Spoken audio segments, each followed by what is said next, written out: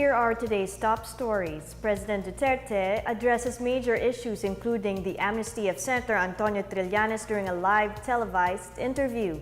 The NDRRMC and provincial agencies prepare for the onslaught of Typhoon Monkhood, which will be known locally as Ompong. The Philippine Chamber of Commerce and Industry expresses support for the second package of the administration's tax reform. And the PNP monitors reports that terrorists from Indonesia have entered the country. Good day, I'm Pia Rosas Marato. Welcome to the PNA Newsroom.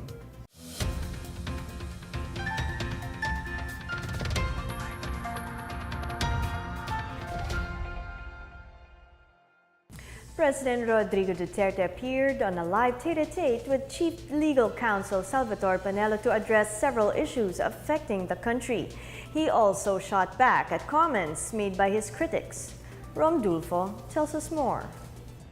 The whole country stopped on Tuesday afternoon as President Rodrigo Duterte appeared in a live TV interview. The televised tete-a-tete with Chief Presidential Legal Counsel Sal Panelo had the president answering various issues faced with the administration. For starters, the president considered the amnesty granted to Senator Antonio Trillanes and the other Oakwood mutineers as a mistake. He says former Defense Secretary Voltaire Gazmin was wrong to sign the amnesty as it is solely an act of state. He also accused CPP founder Jose Maria Sison, the Magdalo Group, and a few others of being in a loose conspiracy to oust him. The president mentioned he needed emergency powers to solve the worsening traffic crisis, but opted not to because legislators doubted the integrity of his cabinet and his anti-corruption drive.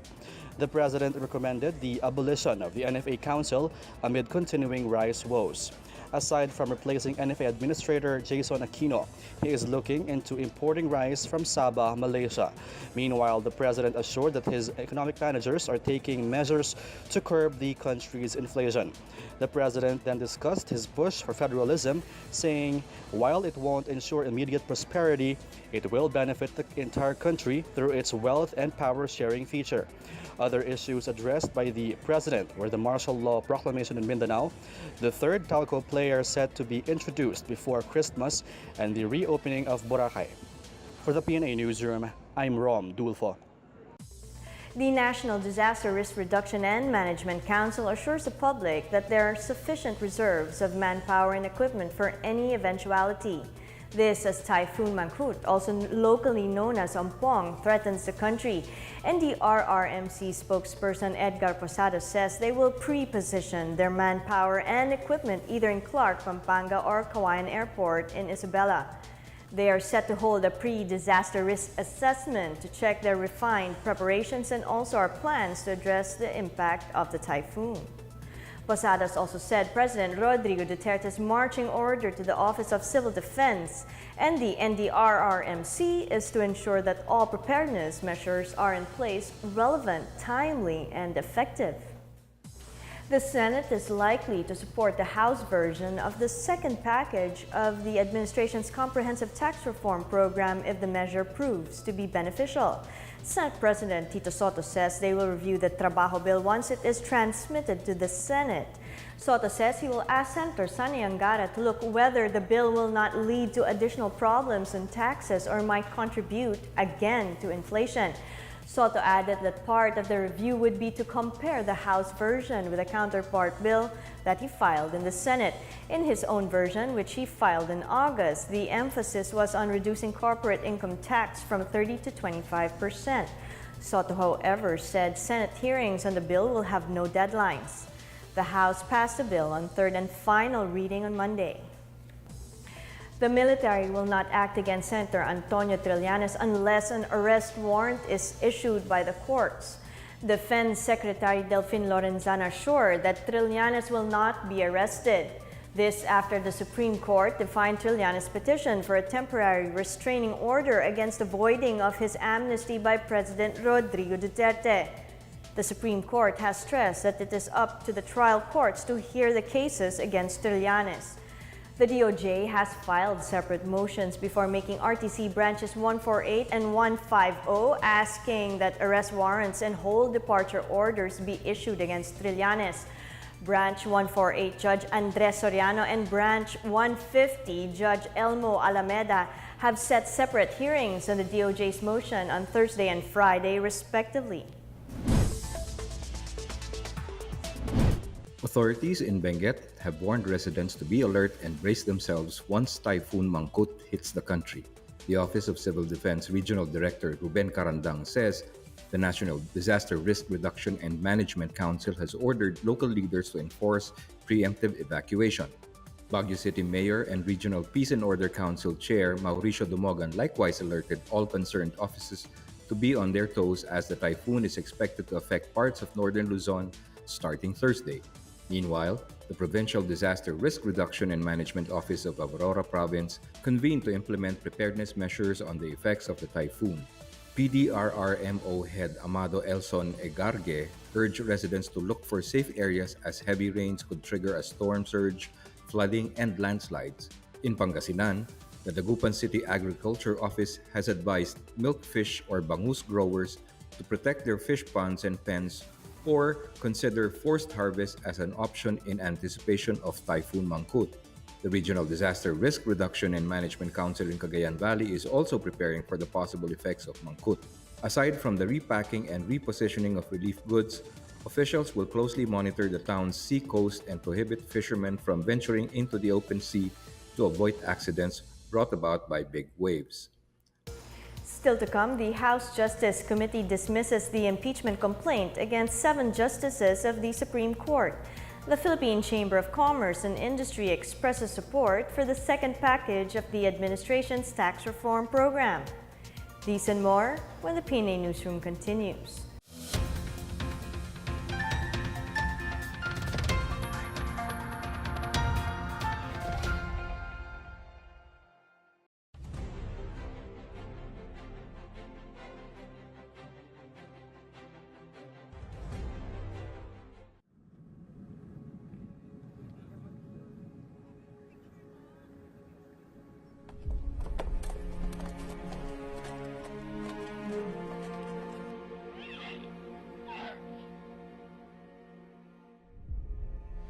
This Hasimate Kingdom is the land of the Bible. Maraming propeta rito nagpahayag at nagdala ng mensahe ng Panginoon Diyos dito sa Jordan.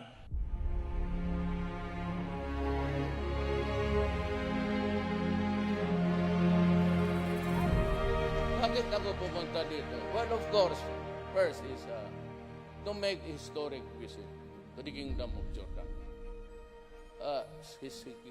King Abdullah is a very good guy. Ano siya, sincere. So, I have nothing but praises to him. He has a human soul.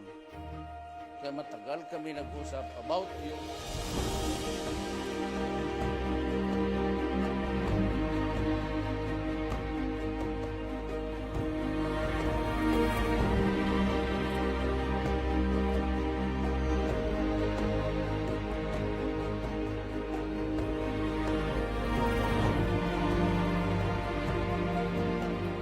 Presence here will really give us a momentum into the future on so many fields.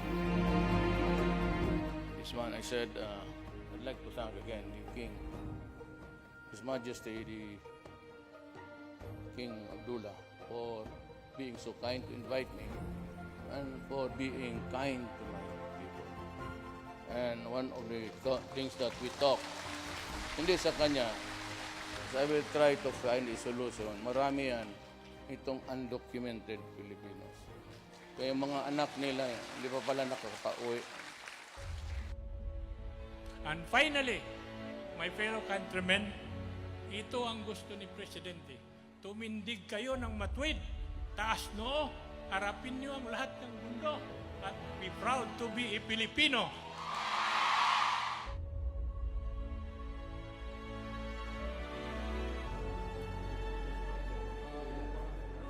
Ikaw mo rin. Hindi ko mo lang yan.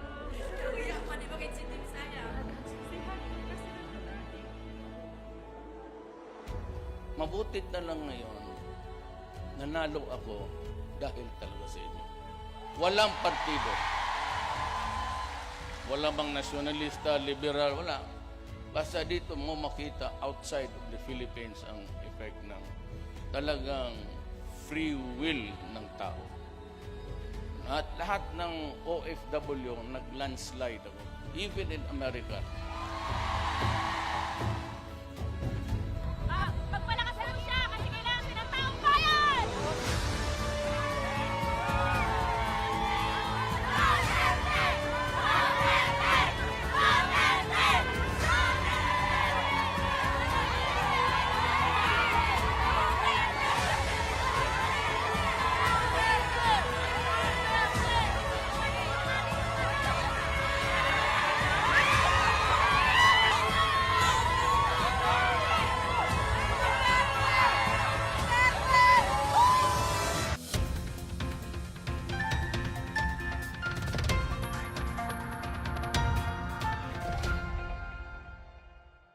The House Justice Committee has dismissed the consolidated impeachment complaint against Supreme Court Chief Justice Jose de Atocha and 6 associate justices.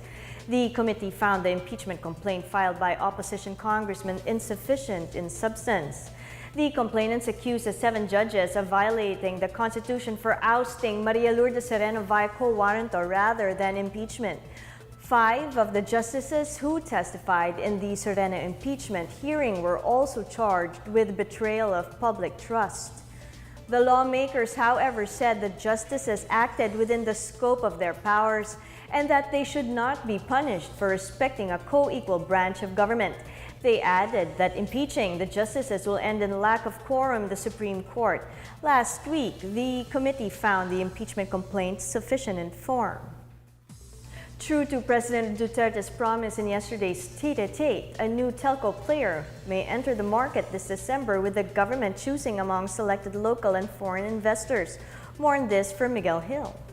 The Department of Information and Communications Technology vowed to name the new major telco player among many interested local and foreign firms by December.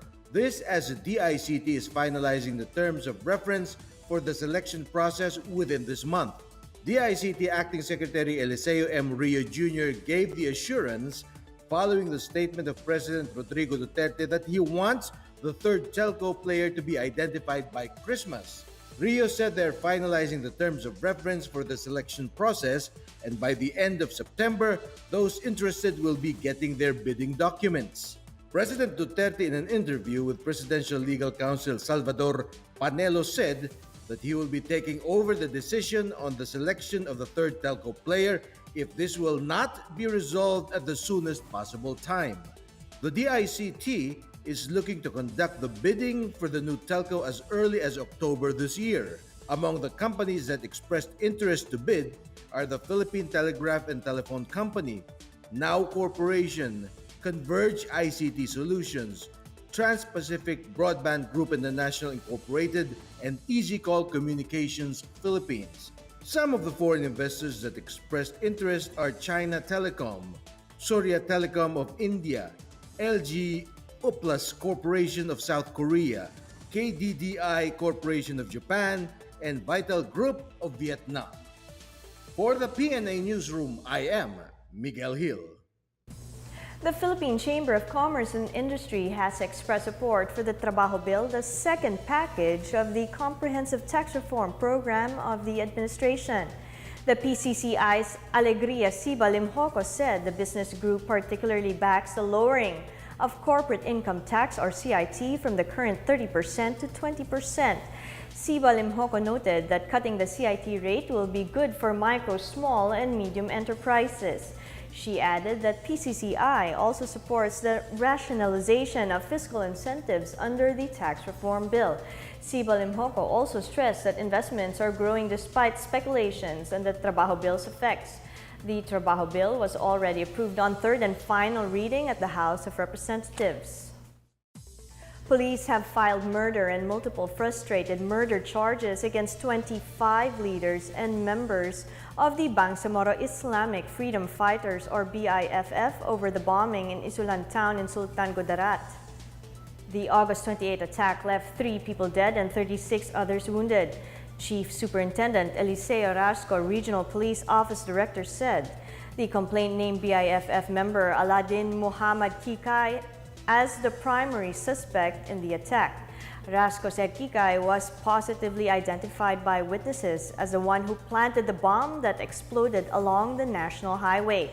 The incident happened 2 days before the culmination of Isulan's 7th Hamungaya Festival and 61st Foundation Anniversary celebration. Meanwhile, police are close to figuring out the real cause and the perpetrators of the second explosion inside an internet cafe on September 2. The second attack left 2 people dead and 12 others wounded. The Department of Public Works and Highways in Central Luzon has mobilized its disaster management teams to mitigate the possible damages on roads, bridges, and other infrastructures in the region due to Typhoon Monkhood. This as Public Works Secretary Mark Villar ordered district engineering offices to be on alert and ready to respond to the possible effects of Monkhood to infrastructures and the public. DPWH Regional Director Roseller Tolentino said the agency's assets such as heavy equipment, manpower, and other logistical needs were mobilized in all strategic locations in the region. Tolentino said he also instructed all 14 district engineers in Central Luzon to immediately report any possible site incidents to the Bureau of Maintenance. 5 years have passed since the Zamboanga siege, but residents still suffer the effects of the conflict. A volunteer group is helping women in the city to get back and start over. Janice Cave has his story. 5 years after the Zamboanga siege, majority of the displaced residents of the 4 barangays that comprise ground zero of the crisis are Muslims. Muslim women residents have been among those who suffer the most and continue to experience the trauma and economic loss. To help them, Muslim educator and peace advocate Haja Sara Handang and her team of volunteers have been meeting these women in healing and teaching sessions. They especially engage the mothers who are currently in Barangay Santa Barbara, Zamboanga City, where most of the families belong to the low-income bracket. They focus on the women's spiritual and psychological well-being to enable them to live normal lives again. Handang says these mothers are stressed out, having been burned out since they are full of household chores. Because of the Muslim culture, women cannot discuss their problems with their husbands, so the sessions become their outlet to release their frustrations. They also make referrals with government agencies for some practical problems, including lack or absence of utilities or the need for livelihood projects. Meanwhile, Handang will join a team that will conduct symposiums to combat drug abuse and violent extremism. The participants include Muslim and Christian students aged 13 to 18 years. The Silsila Dialogue Movement will hold a similar symposium in the drug-infested barangay of Recodo in the same city. For PNA Newsroom, I'm Janice Cave. Up next, the PNP monitors reports that terrorists from Indonesia have entered the country. Officials look into postponing this year's Batang Pinoy due to Typhoon Ompong. The PNA Newsroom returns after these reminders.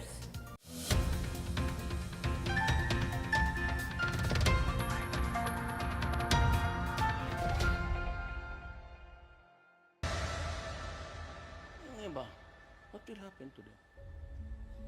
Tiniis nila hindi makauwi, just to say. Ang mga anak nila, pagdaba nila, you know, guys, if a family loses a father because the father has to go out of the country to work, that family is dysfunctional. Maglaki ng walang tatay. Or walang nanay, there is no, wag ganon rin, dysfunctional. Yung iba naman sa kahirapan, mapilitan, iiwan sa mga kapatid, iiwan lang sa mga kapitbahay, tapos magtrabaho dito, magtrabaho kung saan, pag-uwi nila, nakita nila ang anak nila pasang na magulang. So, asan mo ilagay ang? Kung ikaw ang presidente, maski na sabihin mo, pang-kampanya lang yan. Ay, yung mga ulol. Ano ba, ganito, gano'n ang so, mga tao, yan, gawin ko, yan, gawin ko. Tapos, wala na.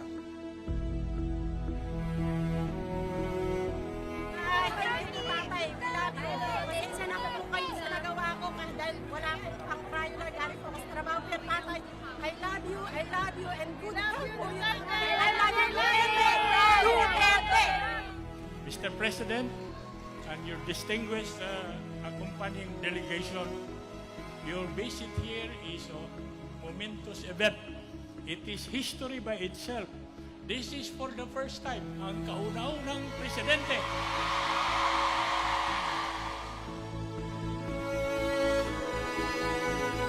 Proud po yung mga kapwa Pilipino natin na nakarating po dito si Tatay Digong, President. Tulad ko, Friday ang usapan pero Thursday pa lang nandun na ako sa Akala ko kasi Friday na yung pala Thursday. Super excited talaga ako. Pero ako, ano lang ako muna. Utusan lang ako. Kaming lahat, we are workers of government. Kaming lahat, workers of government and are paid by the people to serve and work for them. My oath of office says that I have to protect the people and preserve the republic.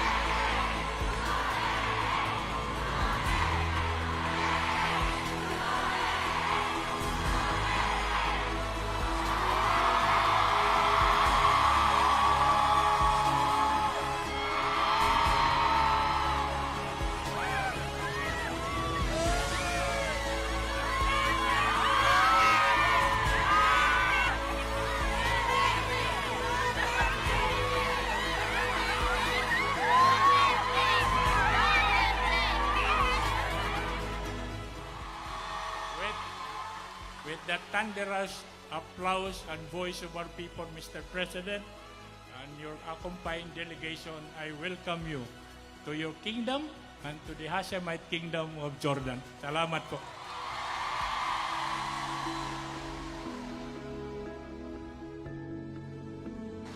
Hayaan mo lang ako na makulong. Isang Pilipino, okay lang. Kung malibre ko lang lahat ng pamilya by going to prison, I'll go to prison. Total, tapos na rin ako. Kuha ko na lahat.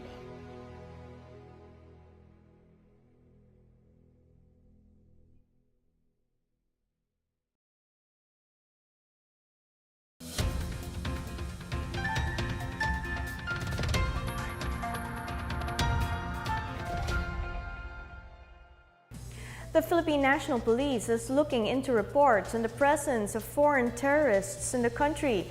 PNP Chief Oscar Albayalde says they have a list of names of terrorists believed to have come from Indonesia. Police are still validating whether they are members or connected to the international terror group ISIS.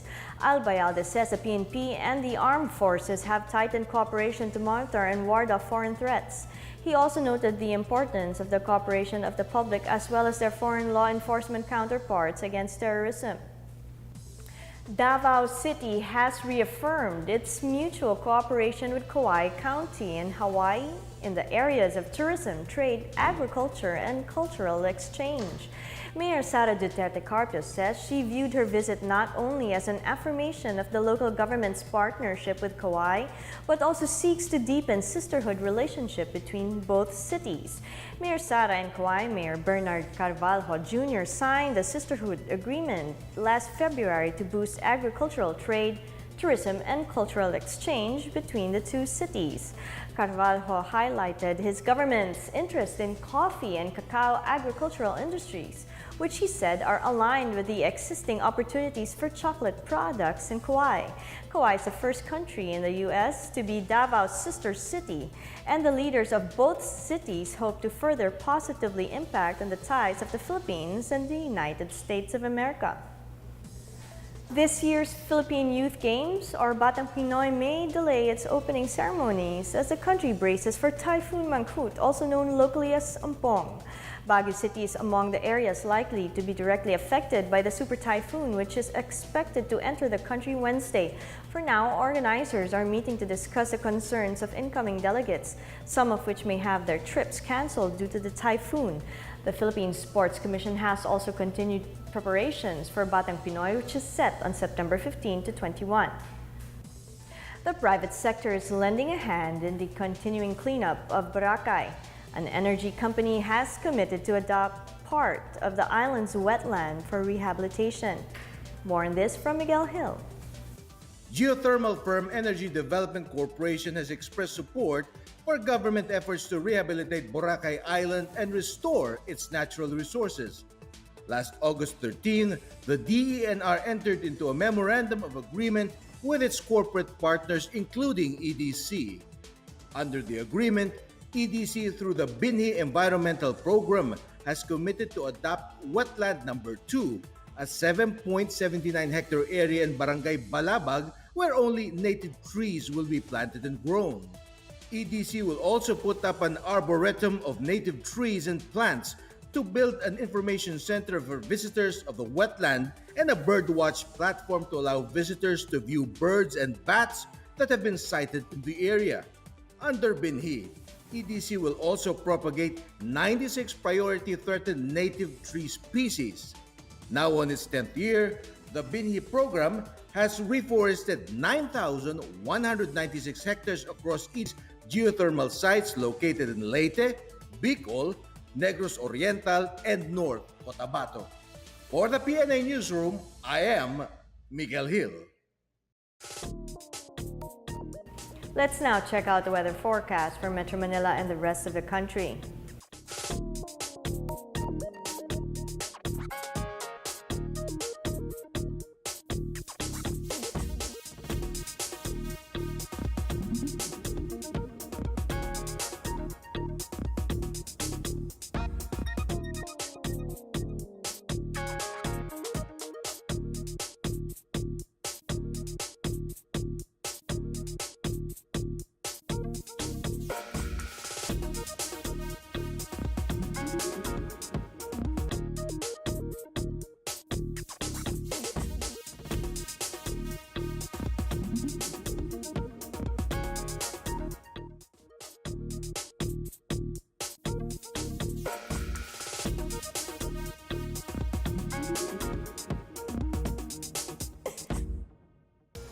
Let's take another look at today's top stories. President Rodrigo Duterte addresses major issues, including the amnesty of Senator Antonio Trillanes during a live televised interview. The NDRRMC and provincial agencies prepare for the onslaught of Typhoon Monkhood, which will be known locally as Ampong. The Philippine Chamber of Commerce and Industry expresses support for the second package of the administration's tax reform. And the PNP monitors reports that terrorists from Indonesia have entered the country. Thank you for watching another edition of the PNA Newsroom. To check out these and other stories, visit the PNA website or follow the Philippine News Agency on Facebook and Twitter. For more stories about the government and how it serves the Filipinos, look for these hashtags in all of our social media platforms and websites. And that's your daily dose of the latest news and information that you need to know from the PNA Newsroom. I'm Pia Rosas Maroto. Good day.